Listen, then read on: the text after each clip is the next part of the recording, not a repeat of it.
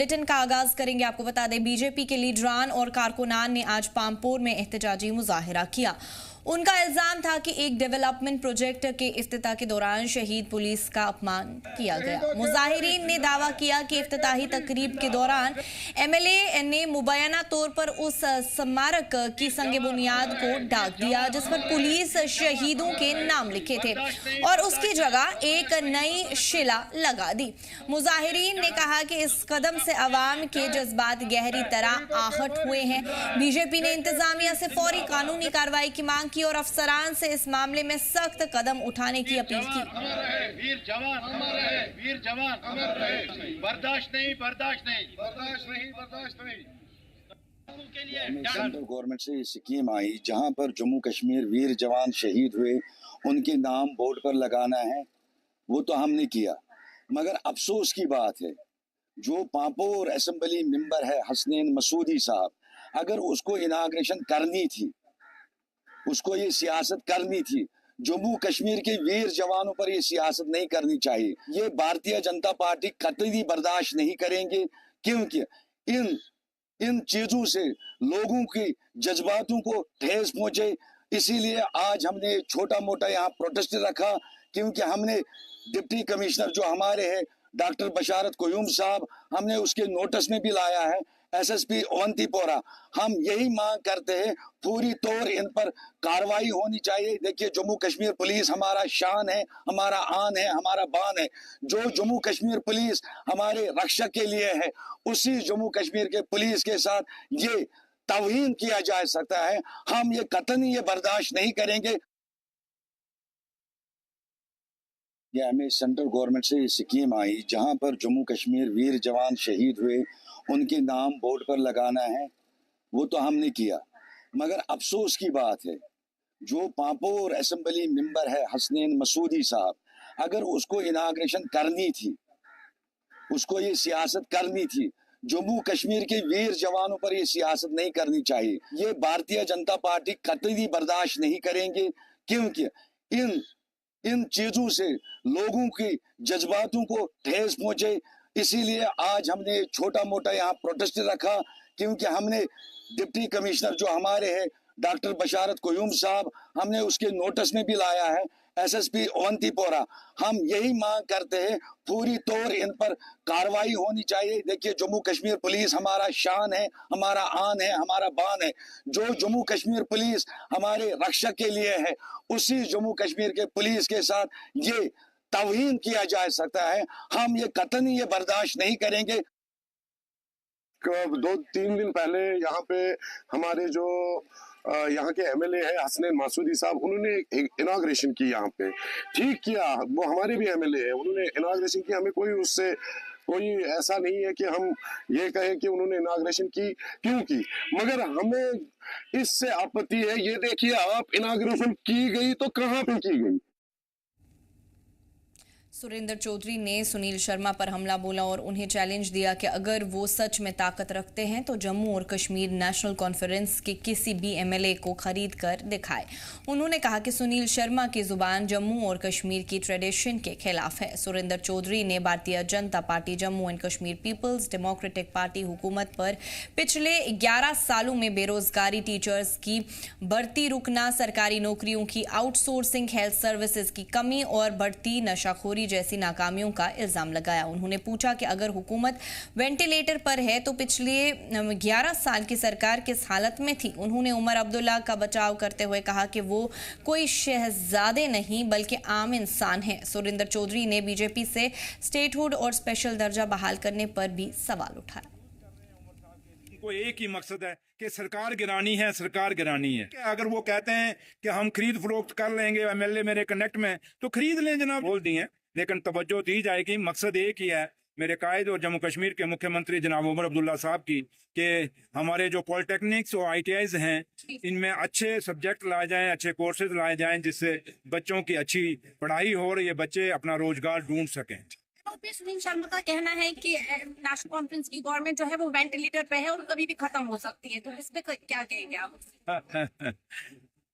आप मुझे हंसी आएगी उनकी बात पे, अच्छा मजाक कर लेते हैं कभी कभी। वो बड़े दूर से चल के आए हैं, असम का सफर करके आए हैं शायद नींद नहीं खुली, उनको दिख नहीं रहा कि जम्मू कश्मीर के लोगों की मुश्किलें और मुसीबतें, जम्मू कश्मीर के लोगों की मुश्किलें और मुसीबतें बड़ी हैं। 11-12 साल सुनील शर्मा साहब आपकी और पीडीपी की हुकूमत रही और उसमें आपकी जो सरकार भी रही, तो आपने जम्मू कश्मीर के लोगों को बेरोजगारी उनके हाथ में थमा के दे दी है। उन बेरोजगारों पे आपको बात नहीं करते। आप बच्चों की आप जम्मू कश्मीर के लोगों के जो बेसिक जरूरतें हैं हॉस्पिटल के अंदर, आपका जल जीवन मिशन फ्लॉप हो गया, आपके दौर में हुआ था, आपने उस पर बात नहीं करते कि जल जीवन मिशन आज खड़ा हुआ लेकिन लोगों को पानी नहीं मिल रहा। आप हॉस्पिटल आपके टाइम में थे, उनको हम ठीक करने की कोशिश कर रहे हैं। वो शॉर्टेज ऑफ स्टाफ है। अनंतनाग में हाल ही में एक पद यात्रा निकाली गई। इस पद यात्रा में मनोज सिन्हा के साथ साथ अहम सियासी और समाजी रहनुमा, सरकारी मुलाजमीन और बड़ी तादाद में मकामी लोगों ने जोशो खरोश के साथ हिस्सा लिया। ये पद यात्रा शहर के मेन इलाकों से होकर गुजरी और इसने इत्तेहाद और इज्तिमाई शराकत के जज्बात को मजबूत किया। पार्टिसिपेंट्स ने कहा कि ऐसी पहल से अवामी हिस्सेदारी बढ़ती है और समाजी हम आहंगी को मजबूती मिलती है। इस रैली का मेन मकसद नौजवानों में मंशियात के गलत इस्तेमाल के बारे में बेदारी फैलाना और उन्हें नशे से दूर रहने के लिए बेदार करना था। लोगों की आमद हुई जीडीसी अनंतनाग में, जो हमारे माननीय उपराज्यपाल जी मनोज सिन्हा जी का इंतजार कर रहे थे ताकि वो आए और इस पद यात्रा की शुरुआत कर सके। इस पद यात्रा के साथ हमें डिफरेंट डॉक्यूमेंट्रीज भी दिखाई गई अबाउट ड्रग एडिक्ट्स की, कैसे उनके ऊपर असर पड़ता है ड्रग्स का, उनकी फैमिलीज के ऊपर उनका क्या होता है। Like we were shocked to see their condition. इस बारे में हमें बताया गया। वैसे ही डिफरेंट पुलिस ऑफिसर्स ने भी हमें ड्रग एडिक्शन के बारे में अवेयर किया। जी अभी हम देख सकते तो अब देख सकते पूरे डिस्ट्रिक्ट से डिफरेंट महकमों ने, तमाम एजुकेशन इंस्टीट्यूशंस, इवन ट्रेडर्स ने भी इसमें शिरकत की और हमें अवेयर और इस ड्रग एडिक्शन के खिलाफ आवाज़ उठाई। तो हम इसको इस पॉजिटिव वे में लेना चाहेंगे। और श्री उपराज्यपाल मनोज सिन्हा जी ने खुद पैदल चलकर वहाँ से यहाँ मेहंदी कदल तक एक पूरे टाउन को एक मैसेज दिया कि ड्रग एडिक्शन के खिलाफ पूरे टाउन को एक मैसेज दिया गया। जो हमारे ऑनरेबल एलजी साहब है, उन्होंने आज अनंतनाग में ये मेगा पद यात्रा का जो इनेकाद किया है, ये हमारे यहाँ इसमें समाज के हर तबके के लोग इसमें शामिल थे। और इसके साथ साथ ये बहुत ही अच्छा मैसेज है हमारे जो जम्मू कश्मीर के लिए कि हमारी जो सोसाइटी है इसको कैसे ड्रग फ्री किया जाए और कैसे क्या क्या इकदाम किए जाए जिससे हमारा ये जो माशरा है इस नशे की बुरी लत में जो फंसा हुआ है उनको वहाँ से कैसे निकाला जाए। इसके साथ साथ ही अभी जो एक्शन मोड चल रहा है, इसके बाद में हमारी जो तवक्कात है और हमारी जो डिमांड है वो ये है कि इसके बाद में रिहैबिलिटेशन सेंटर जो है, जो इनका जो इसमें एडिक्शन जो लोग हैं उनके लिए रिहैबिलिटेशन का कुछ ऐसे इंतजाम किया। यहाँ पर खासकर हर किसी कस्बे में, हर किसी जगह पे, हर किसी गांव में रिहैबिलिटेशन सेंटर जो है खोले जाए ताकि ये जो लोग इसमें फंसे हैं उनको वहाँ से निकाल के और नई जिंदगी जीने का मौका दिया जाए।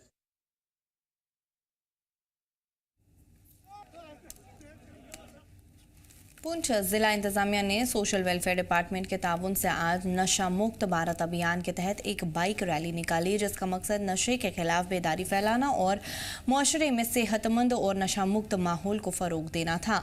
इस रैली में अफसरान, यूथ वॉलंटियर्स, तलबा और सिविल सोसाइटी के अफराद ने बड़े जोशो खरोश के साथ हिस्सा लिया। रैली को सीनियर जिला अफसरान ने हरी झंडी दिखाकर रवाना किया। रैली जिले के मुख्तलिफ अहम इलाकों से गुजरी, जहां नशा मुक्त जिंदगी अपनाने और नौजवानों को नशे से दूर रहने का पैगाम दिया गया। इस दौरान इस रैली में शामिल लोगों ने नारे लगाए और बेदारी, रोकथाम और समाजी जिम्मेदारी से जुड़े प्ले कार्ड्स भी उठाए। अफसरान ने कहा कि नौजवान नस्ल को नशे की लत से बचाने के लिए इंतजामिया लगातार अवेयरनेस कैंपेन्स और आउटरीच प्रोग्राम्स चला रही है। साथ ही उन्होंने वालिदैन, असातिज़ा और समाजी तंजीमों से भी इस मुहिम को कामयाब बनाने में अपना रोल अदा करने की अपील की। इस जो नशा मुक्त अभियान चल रहा है उसके तहत आज जो है बाइक रैली जो निकाली जा रही है वो डिफरेंट एरिया से होते हुए निकलेगी और मेन मकसद जो है लोगों को अवेयर करना है कि ड्रग से दूर रहें, say yes to life and no to drugs. Thank you. Baramulla के चीफ सेंसस ऑफिसर की हिदायत पर टंगमर्ग के इंचार्ज ऑफिसर जो गुलमर्ग के एसडीएम भी हैं, उन्होंने फील्ड ट्रेनर फारूक अहमद डार के साथ मिलकर एक ट्रेनिंग प्रोग्राम का एहतमाम किया।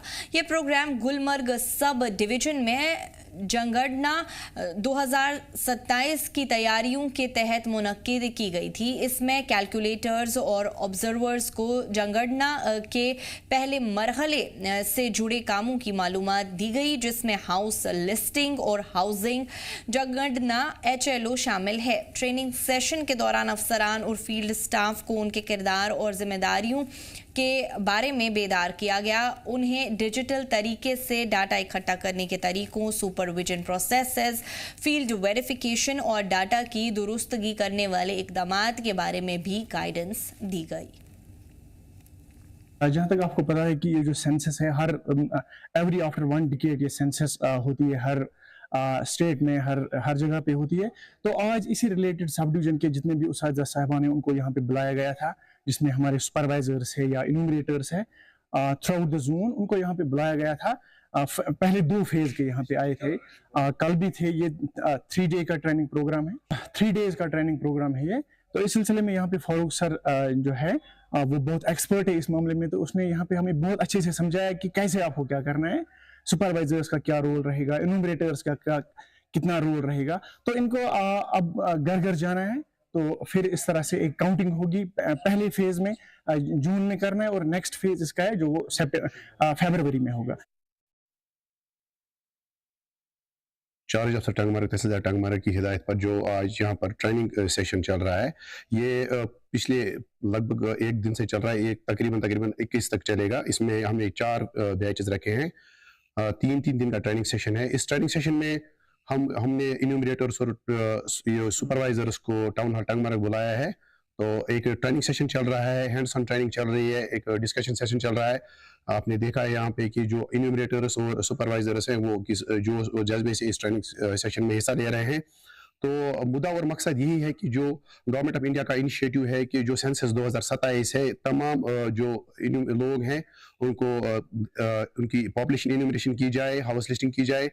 इस सेंसस के 2 फेज हैं। पहला है हाउस लिस्टिंग, उसके बाद है पॉपुलेशन इन्यूमरेशन।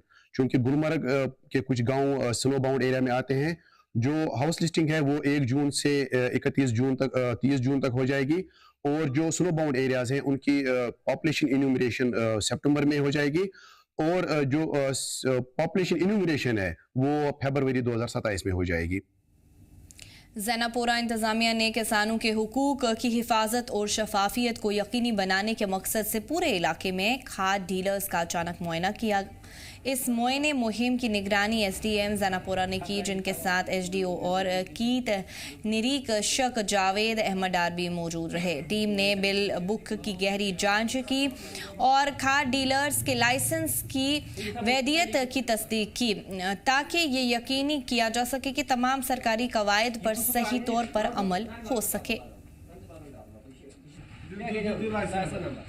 हमारी कोशिश है कि हमने पिछले जब से ये सीज़न स्टार्ट हुआ है 2-3 बार हमने इनकी चेकिंग की है ऑलरेडी। कोशिश हमारी यही है, जो हमारा महकमा है एनफोर्समेंट का, एग्रीकल्चर हो, हॉर्टिकल्चर डेवलपमेंट ऑफिसर हो, कोशिश हमारी यही है कि जो मियारी खाद है, मियारी दवाइयाँ हैं, वो लोगों तक पहुँचे।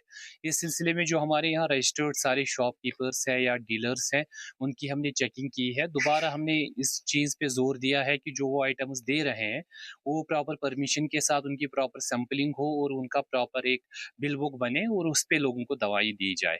इसमें कोशिश हमारी जॉइंट यही है कि आपकी वजह से लोगों से भी यही गुजारिश है कि जब भी आप किसी भी शॉपकीपर के यहाँ से दवाई लें तो उसका सैम्पलिंग रिपोर्ट मांगे, उससे उसकी क्वालिटी सर्टिफिकेट मांगे और उसका बिल लेना ना भूलें, क्योंकि इसी चीज़ों से हम कल उसको पकड़ सकते हैं।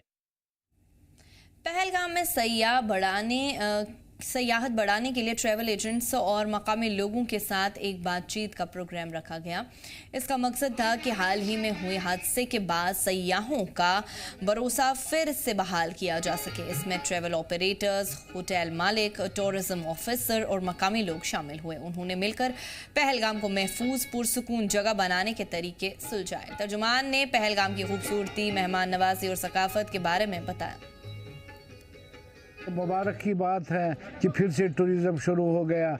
आज पहलगाम में पहली बार सारे कश्मीर के बड़े बड़े छोटे छोटे ट्रैवल एजेंट्स आए थे और हमारे मुराद ने उनको अप्रिसिएशन दे दी कि आपने हमें मदद किया, काम किया, हमें सपोर्ट किया। तो ये एक बड़ी खुशी का मुकाम था, बड़ी मुबारक की बात थी।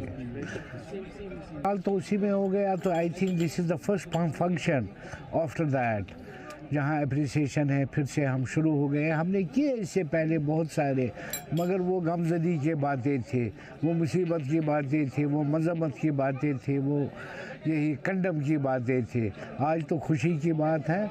मेहराब साहब को बहुत बहुत मुबारक और बाकी लोगों को भी सीखना चाहिए किस तरह हमें करना चाहिए, किस तरह चलना चाहिए, किस तरह अप्रिसिएशन देनी चाहिए। बहुत अच्छी बात है।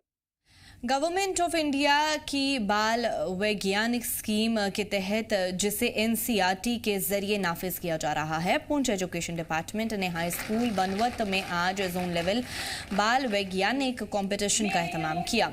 इस कंपटीशन का इफ्तिताह नीलम कुमारी ने किया। उन्होंने स्टूडेंट्स में साइंटिफिक थिंकिंग और क्रिएटिविटी को फरोग देने की अहमियत पर जोर दिया। पार्टिसिपेंट्स को खिताब करते हुए उन्होंने बताया कि इस प्रोग्राम का मेन मकसद स्कूली स्टूडेंट्स में साइंटिफिक इनोवेशन, क्रिटिकल थिंकिंग और रिसर्च ओरिएंटेड एजुकेशन को बढ़ावा देना है।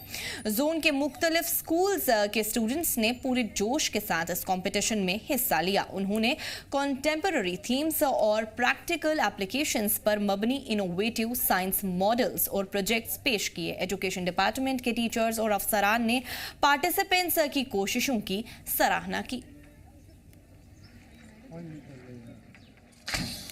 आज एक बाल वैज्ञानिक प्रदर्शनी का आयोजन किया गया है, जिसमें लगभग 47 के करीब मॉडल्स आए हैं हमारे पास विभिन्न स्कूलों के बच्चों के द्वारा।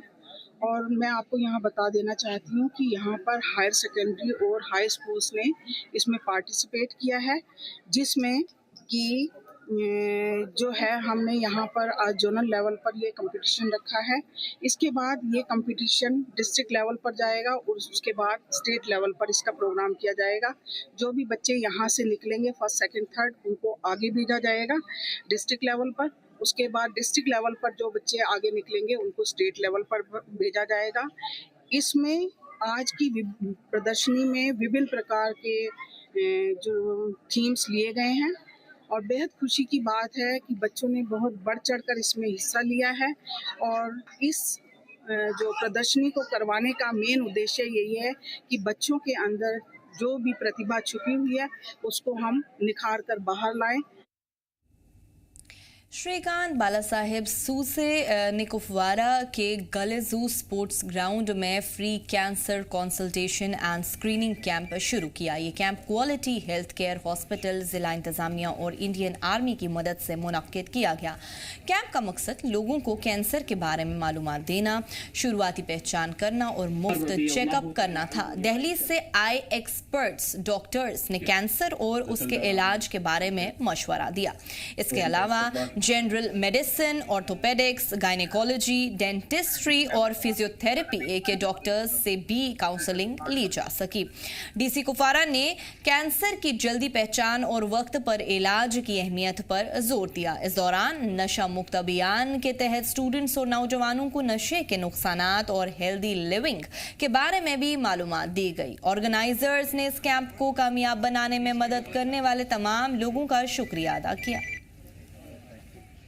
हमारा मोटिव ये है कि हम ये चाहते हैं कि जो भी फॉल फ्री एरिया हैं, जैसे हमने आपको पहले बताया कि टंडर, कैरन, मत्सल, जैसे नौगाम, वहाँ के लोग हैं जो हॉस्पिटल में नहीं आ सकते हैं because of financial crisis.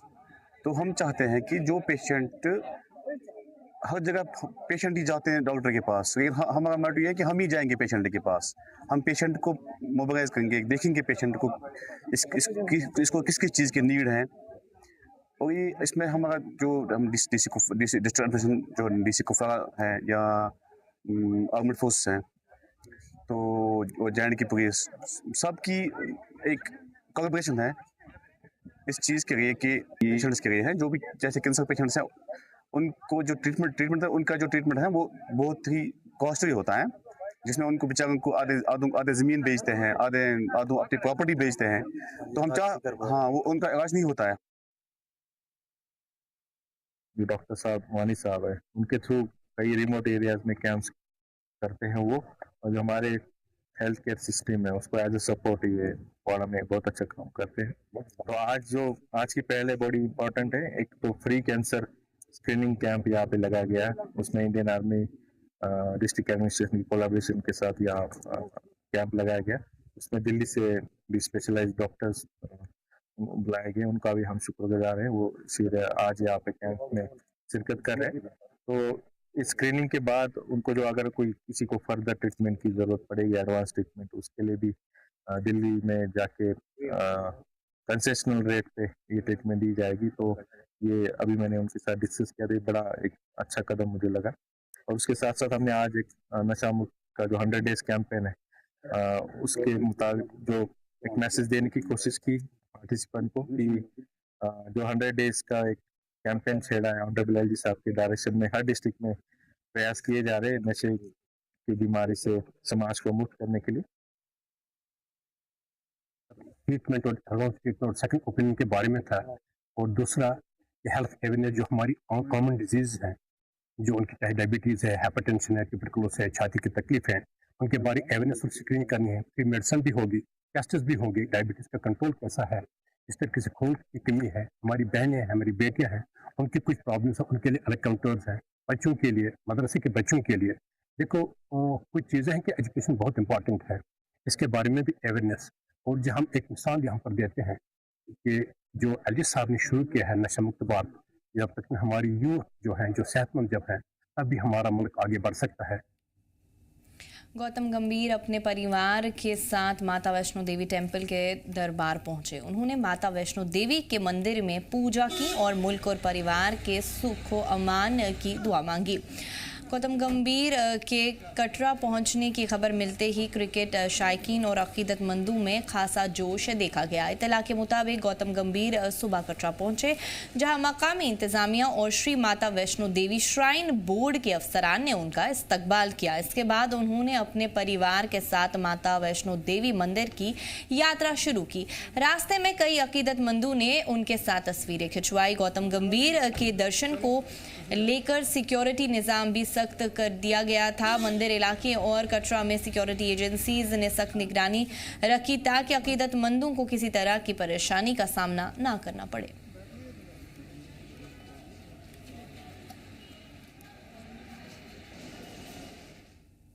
Rajouri में गवर्नमेंट एजुकेशन डिपार्टमेंट स्कूलों की हालत सुधारने और ज़िले में एजुकेशन को बेहतर बनाने के लिए कई कदम उठा रहा है। चीफ एजुकेशन ऑफिसर ने बताया कि स्कूलों में एनरोलमेंट बढ़ाने और तालीम की क्वालिटी बरकरार रखने के लिए कई स्टूडेंट फ्रेंडली और सख्त इकदाम नाफिज किए जा रहे हैं। स्कूलों में रूटीन इंस्पेक्शन किए जा रहे हैं और टीचर्स की गैर मौजूदगी और डिसिप्लिन पर खास तवज्जो दी जा रही है। स्कूलों में पेरेंट टीचर मीटिंग रेगुलर हो रही है। इस साल तकरीबन 4 करोड़ रुपए की स्कॉलरशिप स्टूडेंट्स में तकसीम की गई। हमारा डिस्ट्रिक्ट जो है, जो डिस्ट्रिक्ट राजौरी है, ये बेसिकली बहुत बड़ा डिस्ट्रिक्ट है, जिसमें हमारा जो इसमें एजुकेशनल जोन हमारे 15 आते हैं, इसमें हायर सेकेंडरीज 54 आती हैं, हाई स्कूल इसमें 116 हैं, इसी तरह इसमें मिडिल स्कूल 544 हैं। अगर हम इसमें KGB भी ऐड करें तो KGB भी ऐड करें तो उसमें KGB भी ऐड करके 449 बनते हैं। इसी तरह से हमारे जो हैं प्राइमरी स्कूल्स हैं वो 905 प्राइमरी स्कूल हैं। तो ये जो हमारा डिस्ट्रिक्ट है ये बहुत बड़ा डिस्ट्रिक्ट है राजौरी जोन, और इसको जो देखना, उसके सारे स्कूल्स को देखना, ये हमारे लिए बहुत चैलेंजिंग है। तो इसी सिलसिले में हमने जो है, जब मैंने यहाँ ज्वाइन किया था 5-6 महीने पहले जब ज्वाइन किया था, तो यहाँ पर बहुत सी मुश्किलात थी। उन मुश्किलात को दूर करने के लिए हमने कुछ मेजर स्टेप्स उठाए हैं, जिसमें हमने अटेंडेंस पे जोर दिया और अटेंडेंस में हमने सेंट्रलाइज किया, जिससे हमें बहुत फ़ायदा हुआ। जहाँ पर भी टीचर कोई एब्सेंट रहता था या ड्यूटी पे नहीं जाता था तो उनके खिलाफ हमने एक्शन लिया। रियासी में डिस्ट्रिक्ट लीगल सर्विसेज अथॉरिटी की निगरानी में दूसरी नेशनल लोक अदालत 2026 का एहतमाम किया गया। इस लोक अदालत का इफ्तिताह प्रिंसिपल डिस्ट्रिक्ट एंड सेशंस जज खलील अहमद चौधरी ने किया। लोक अदालत में कई लंबित और मुकदमे से पहले के मामला दोनों फरीकों की आपसी सहमति से सुलझाए गए। इस दौरान बैंक वसूली, मोटर व्हीकल चालान, बिजली और पानी के बिलों से जुड़े मामलात के साथ साथ दीगर मुद्दों का भी समाधान किया गया। लोक अदालत में जुडिशियल ऑफिसर्स, वकीलों और अलग अलग महकमों के अफसरान भी मौजूद रहे। आज पूरे देश के साथ और जम्मू कश्मीर यूनियन टेरिटरी में और ख़ास करके रियासी डिस्ट्रिक्ट में सेकंड नेशनल लोक अदालत मुनक़्क़द की जा रही है। हमने रियासी डिस्ट्रिक्ट में 338 केसेस इस लोक अदालत में रखे हैं, जिसमें से प्री लोक अदालत में हमने 2298 केसेस जो हैं वो सेटल किए हैं और हमने इस लोक अदालत में 15 बेंचेस बनाए हैं जो कि पूरे डिस्ट्रिक्ट में हैं, चाहे वो कटरा में हो, मोर में हो या डिस्ट्रिक्ट हेडक्वार्टर पे हो और रेवेन्यू कोर्ट्स में हो, लेबर कोर्ट्स में हो, ये सब जो लोग 15 बेंच बनाए हैं हमने। डिस्ट्रिक्ट कोर्ट पुंछ में आज नेशनल लोक अदालत लगाया गया। डीसी पुंछ और प्रिंसिपल डिस्ट्रिक्ट एंड सेशंस जज ने इसे शुक्रिया किया। इस दौरान 200 से ज़्यादा मामलात को आपसी समझ और सुलह से निपटाया गया। 9th नेशनल लोक अदालत जो है डिस्ट्रिक्ट कोर्ट पुंछ में इसका इनॉग्रेशन किया। हमारे प्रिंसिपल सेशन जज सरदार सुशील सिंह साहब ने in the presence of deputy commissioner Poonch Shri Ashok Sharma साहब एंड एसएसपी पुंछ श्री शफकत हुसैन भट्ट साहब, इसमें आपने देखा कि लिटिगेंट्स के लिए मीडिएशन, आर्बिट्रेशन और कॉन्सिलेशन, ये एडीआर है हमारा अल्टरनेट डिस्प्यूट रेजोल्यूशन। इसमें स्पीडी जस्टिस मिलता है और आप कहें कि लोगों को जस्टिस ऑन स्पॉट होता है। इससे लोगों को बहुत फायदा है क्योंकि कोर्ट्स ऑलरेडी बर्डन है। जो मीडिएशन के थ्रू केसेस होते हैं वो भी लोक अदालत में यहाँ कर सकते हैं और प्री लिटिगेशन के केसेस भी आज लोक अदालत में हल करने के लिए लोग यहाँ पे आए हैं। देखिए बहुत सारे केसेस क्या होता है, एमिकेबल रेजोल्यूशन के लिए कोर्ट में जब केसेस चलते हैं लोग वहाँ पे प्रोसीजर में जाते हैं, केसेस में टेक्निकलिटीज में जाते हैं, लेकिन लोक अदालत के टाइम पे ऑन स्पॉट एमिकेबली मिल बांट के, एमिकेबली मतलब वहाँ पे ज्यादा आपको इफ्स एंड बट्स नहीं है, रेड टेपिज्म नहीं है। अगर दोनों पार्टीज के बीच में एमिकेबल रेजोल्यूशन होता है तो ऑन स्पॉट डिग्री पास कर दी जाती है, वो फैसला हो जाता है और जो फैसला फुली बाइंडिंग होता है जैसे नॉर्मल कोर्ट में केस में जजमेंट कोई आती है। 200 के करीब हमने 200 से ऊपर, क्योंकि अभी लोक अदालत चल रही है, डाटा पूरा हम बता नहीं पाएंगे, लेकिन 200 से ऊपर केसेस डिस्पोज ऑफ किए हैं। और मैट्रिमोनियल इसमें प्री लिटिगेशन है, बैंक केसेस हैं, पब्लिक यूटिलिटी मैटर्स हैं। तो बैंक केसेस में 15 लाख से ऊपर जो अमाउंट है सेटल हो चुका है। उसके अलावा अभी भी चल रही है। मेरे साथ मेरी टीम है, हमारे सरफराज साहब सीजीएम साहब हैं, शफीक साहब हैं इस साइड, मैडम जसप्रीत कौर जी हैं, और भी जो मेरी टीम वहाँ मेंढर और 5 सुरनकोट बैठे हुए हैं, लगे हुए हैं और लोक अदालतें अभी चल रही है। लंबा इससे लगता है कि पुंछ के जो लोगों में काफ़ी अवेयरनेस आ चुकी है, जो इस तरफ जो चल रहे हैं और जो हमारा जो डाटा बताता है, पिछली बार भी बहुत अच्छा रहा, इस बार और भी अच्छा रहा है। हम उम्मीद करते हैं कि इससे आगे भी अच्छा रहेगा। गुलशन कल्चरल फोरम कश्मीर ने मिनिस्ट्री ऑफ कल्चर की मदद से बदरन मागाम में 3 रोज़ा लिटरेचर एंड कल्चरल फेस्टिवल रखा। इस प्रोग्राम में राइटर्स, पोएट्स, थिएटर आर्टिस्ट, समाजी कारकुन और मकामी लोग मौजूद रहे। मेहमान खुसूसी डॉक्टर दरख्शान नंदरा भी मौजूद रही। उन्होंने कहा कि कश्मीर की सकाफत, अदब और रिवायत को बचाना बहुत ज़रूरी है। इस फेस्टिवल में ड्रामा, सकाफती प्रोग्राम्स, लिटरेचर डिस्कशन और नौजवानों के साथ बातचीत के सेशंस हुए।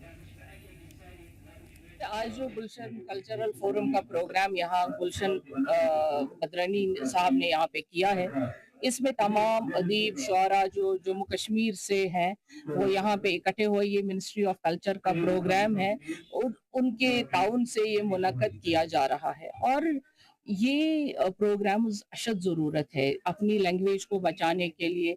आलमी सतह तक ये कश्मीरी ज़ुबान बोली जाती है और हमें उम्मीद है जो यहाँ से वाबस्ता जो अदीब है, स्कॉलर्स हैं, अब क्रिटिक्स जो हैं यहाँ पर, ये आलमी सतह तक पहुँचे हैं और यहाँ सारे पद्मश्रीज वगैरह ये कश्मीरी ज़ुबान ने दिए हैं।